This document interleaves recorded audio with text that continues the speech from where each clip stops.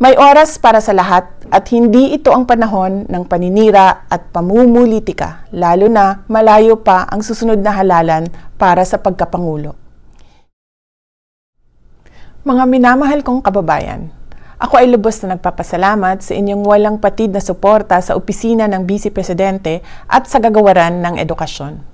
Ang inyong matatag na paniniwala sa kahalagahan ng aking trabaho at sa positibong pagbabago na aking maiaambag sa pag-udlad ng ating bansa ay siyang nagbibigay lakas at inspirasyon sa akin upang magpatuloy sa pagserbisyo sa ating bayan.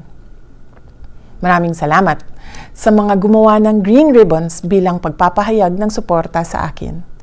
Naiintindihan ko ang inyong pagkadismaya at galit hinggil sa mga issue tulad ng pakikialam sa budget at usapin ng confidential fund. Ang mga hamon sa pamumulitika ay maliit lamang kumpara sa mas matinding pagsubok sa ating ekonomiya bilang epekto ng posibleng paglaki ng tunggalian ng Israel at Hamas at tumatagal na digmaan sa pagitan ng Ukraine at Russia. Hinihikayat ko ang bawat isa sa inyo na tutukan ang paghahanda sa darating na panahon ng taghirap, lalo na sa patuloy na pagtaas ng presyo ng pagkain at iba pang bilihin.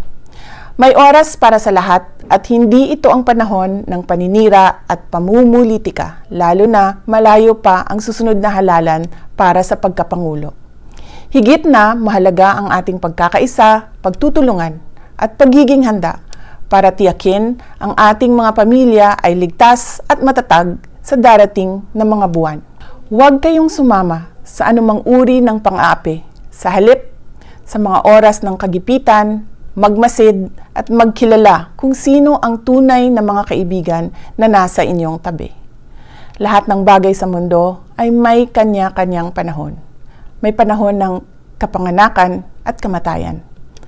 Panahon ng pagtatanim at pag-aani. Panahon ng pagsugod at paghilom. Panahon ng pagwasak at pagtatayo. Panahon ng pagluha at pagtawa. Panahon ng pagluluksa at pagsayaw. Panahon ng pagkalat at pagtipon ng mga bato. Panahon ng yakap at panahon ng pag-iwas sa pagyakap. Panahon ng paghanap at pagtigil sa paghahanap. Panahon ng pag-iingat at pagtatapon. Panahon ng pagpunit at pagtahi. Panahon ng katahimikan at panahon ng pagsasalita.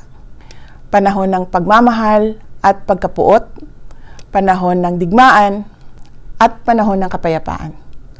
Sa bawat yugto ng ating buhay, mahalaga na piliin natin ang kabutihan, pagkakaunawaan at pagkakaisa.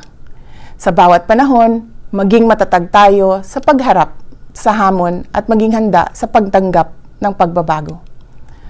Ang mensahe ko na ito ay naglalaman ng mga salita mula sa aklat ng Ecclesiastes na nagpapakita ng mahalagang mensahe tungkol sa mga panahon ng buhay at kung paano tayo dapat kumilos at mag-isip sa bawat isa sa mga ito. Magtulungan tayo para sa kapakanan ng ating bansa. Maraming salamat sa inyong patuloy na suporta at tiwala. Mga kababayan, patuloy tayo maging matatag sa pagtaguyod ng isang bansang makabata at mga batang makabansa. Ang lahat para sa Diyos, sa bayan at sa pamilyang Pilipino. Syukran.